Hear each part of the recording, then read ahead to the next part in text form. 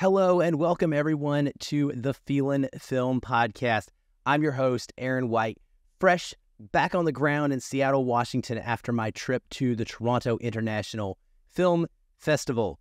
You are here for reviews that are simple, short, and spoiler-free, so that's what you're going to get. In this series, I will be speaking about the films that I saw at TIFF 2023. Some of these do not have release dates yet, others do. I'll let you know when I can what those are. But thank you for coming along for this journey. I hope that I can introduce you to some interesting and exciting new films to keep your eye out for. So without further ado, let's get into the reviews.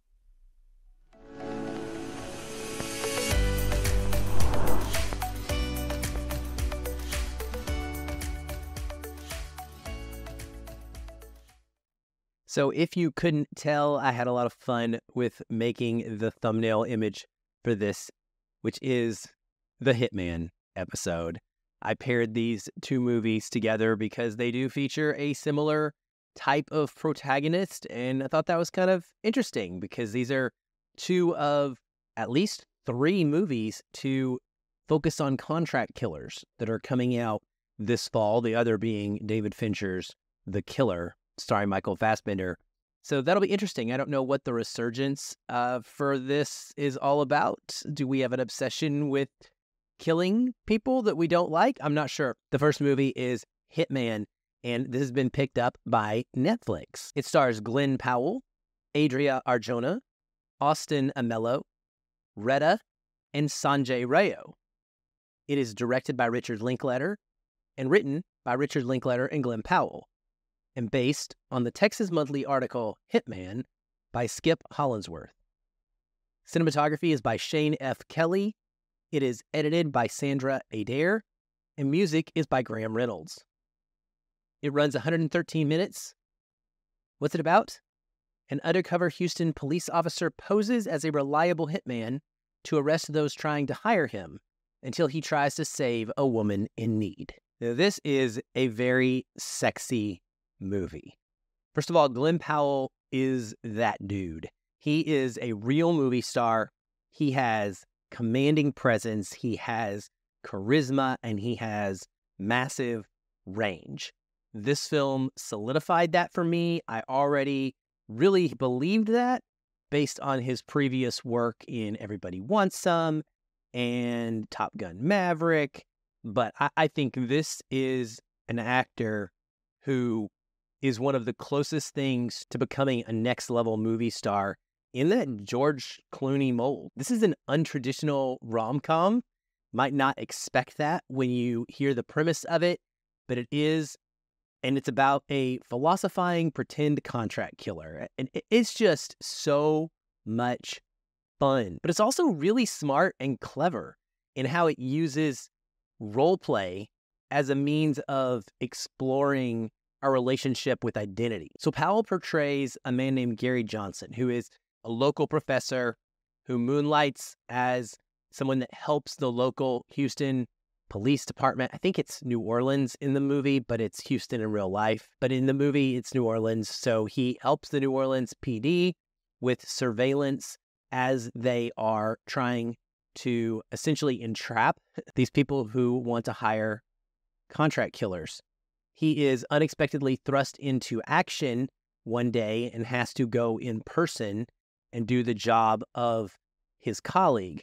And what he finds is that he becomes addicted to it. He really starts to enjoy the creative outlet it provides him by way of crafting unique personas that he feels will best be able to relate to and get the person that is trying to hire him to confess, because what they have to do is get them on audio, making it very clear that they are willing to pay money for a murder. And so he changes who he is in a very chameleon-esque way in order to make them feel comfortable. And taking on these assassin personalities is just very different from his everyday bland and boring lifestyle and personality. The film jokingly maybe mentions at the beginning of it that despite being this pop culture phenomenon, hitmen don't really exist, and 90% of what actually happens out there is undercover police work, and those who are trying to pose as so-called hitmen in order to catch people with criminal desires. I don't know if that's true or not, but it is a really good hook for this story and works out well because we get to see all sorts of different people shown. We get to see those who may want to have someone killed for what we would consider understandable reasons. And then, of course, we get those who just want someone to be murdered because they got offended one day and for reasons that we would definitely want to see them probably put in jail. And then we also get to see people that are part of criminal lifestyles in general, and we get to see people who are very much outside of their depth in exploring the idea of hiring an assassin. This is definitely the best that Glen Powell has ever been as an actor, and his chemistry with Adria Arjona, who gives a knockout performance in her own right as someone who attempts to hire him, but eventually falls into a romantic relationship with him. It's pure fire. It really reminded me of Clooney and J-Lo in Out of Sight. It's that good. It's something that I thought these two were just made to go together, and you need that for any sort of like sexy rom-com-esque type of movie. Like, I need to believe that these two characters want to sleep with each other, that they are turned on by each other. And you definitely get that in this movie. The fact that he's in a relationship with her while pretending to be someone else will understandably create drama by the end of this. But refreshingly, I never felt like I knew exactly where this movie was going to go and how it was going to resolve that issue. You knew that it was going to come to a head and there was going to be a reckoning that had to occur. That's just natural. But the way this, I guess, predictable plot point plays out is still very enjoyable. You just don't quite know exactly how it's going to end up. The rest of the cast does a great job in limited time. Austin Amello in particular as the police officer who previously was doing the undercover work that Glen Powell's character takes over for. He is a potential foil for Gary Johnson as someone who loses his job and wants it back. And he just has a great way of looking and acting somewhat sleazy, but not quite believably corrupt. And so you are not sure what he's going to do and if he is ever going to be so driven to go after Gary that he might be willing to sacrifice him and do something corrupt or evil or illegal himself. You just can't quite tell if he's willing to go that far at any point, which I think is a great question mark for this movie because it helps drive the suspense as it's progressing. It's just a really snappy script. It's actually co-written, as I mentioned, by Glen Powell as well, which I think is a lot of fun. Linklater talked in the Q&A he did for this film about how he and Powell have been longtime collaborators, and he really enjoyed getting a chance to write this movie with him. And it just perfectly balances its comedy and its high-minded ideas about whether or not we can change who we are. And the easy breezy pacing and the pure charisma of the entire cast really make this just a fun, delightful, enjoyable watch. It's really not quite like anything else that the director has ever done, but I'm here for it. It's the best thing he's done in a long time and was certainly one of the revelations of TIFF for me. Hitman doesn't have a date yet for when it will be streaming on Netflix, but I would be shocked if it doesn't come by the end of 2023 or maybe very early in 2024. But I would suspect that it will happen soon enough to be eligible for the next Oscars. And I think this is going to be a real sleeper hit and have some major legs behind it. So get ready to be hearing a lot about this and get ready for you to have a new favorite rewatchable, because it is, for me, it's a movie that I think I will find myself flipping on Netflix and just putting it on repeatedly throughout the years to come. All right, our next movie about a hitman is Knox Goes Away. This does not have distribution yet. It stars Michael Keaton, Al Pacino, Marcia Gay Harden, James Marsden, Susie Nakamura, John Hugenacker, Joanna Kulig, Ray McKinnon, and Leela Lauren. It is directed by Michael Keaton and is written by Gregory Poirier. Cinematography is by Marshall Adams. It is edited by Jessica Hernandez, and music is by Alex Heffes. It runs 114 minutes. What's it about? When a contract killer is diagnosed with a fast-moving form of dementia, he is presented with the opportunity to redeem himself by saving the life of his estranged adult son. But to do so, he must race against the police closing in on him, as well as the ticking clock of his own rapidly deteriorating mind. Now, there's some serious irony when a movie about a character who is rapidly losing their memories doesn't leave a single lasting impression. It's a huge bummer because I was really looking forward to this and to seeing if Keaton could find some of that magic he has in front of the camera and translate it to a director's chair behind it. This is his second directorial effort. He plays an assassin diagnosed with a fast-moving dementia, and his performance is really solid despite the story and the direction being completely forgettable. The film takes place over about 3 weeks as he is trying to get his affairs in order, and in the midst of all of that, he has to deal with helping to cover up and take care of protecting his son when his estranged son gets involved in a crime that could significantly alter the rest of his life. Sadly, it's just not nearly as exciting as you would expect a film like this with a ticking clock kind of format to be.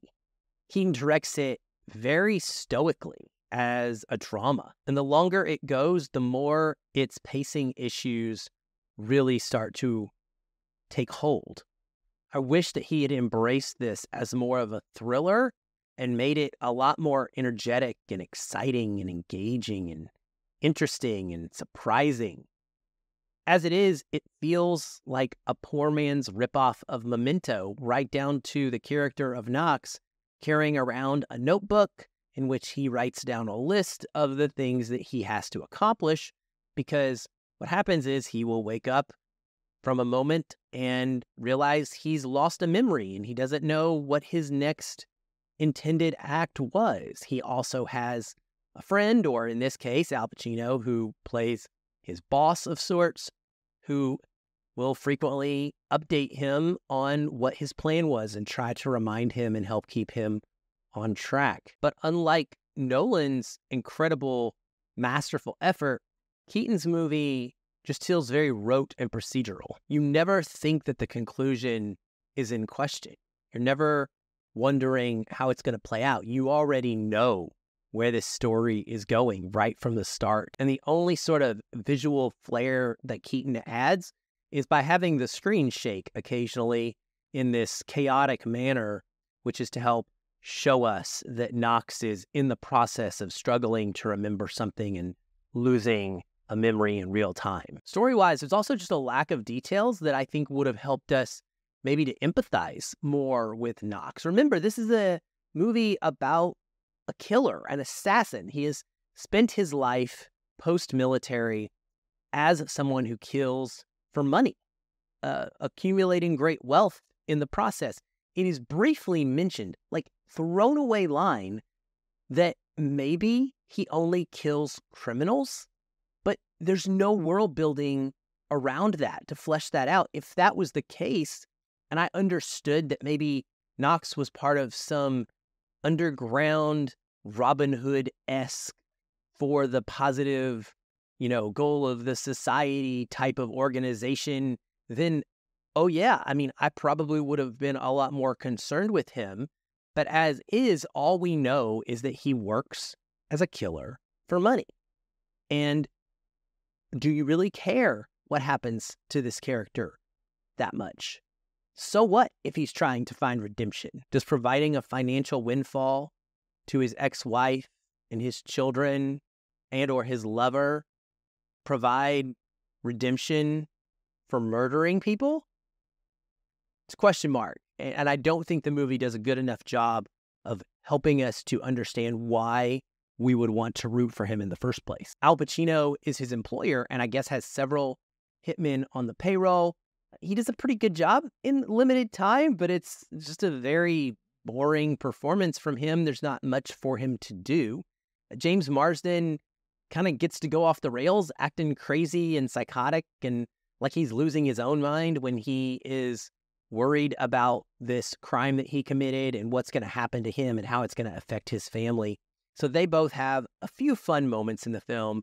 And then Joanna Kulig is just completely wasted as Knox's sex worker / lover who may or may not be someone that he truly does care about. There's also a weird reveal at the end of this. There's a police detective that has been chasing Knox throughout the movie, and we learn that she has a personal connection that would indicate some sort of, again, sympathy or empathy, understanding for what Knox is going through, but that never materializes throughout the actual movie.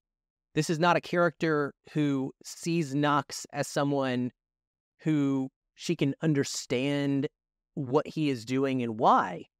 If it was, then maybe it would make more sense as to why she has this personal connection to dementia herself in a way that would, I guess, strengthen her bond with this person that she is hunting down and trying to nail for this crime. But it just doesn't do that. It's like a weird throw in. And it's just that kind of lack of polish. It's not tight.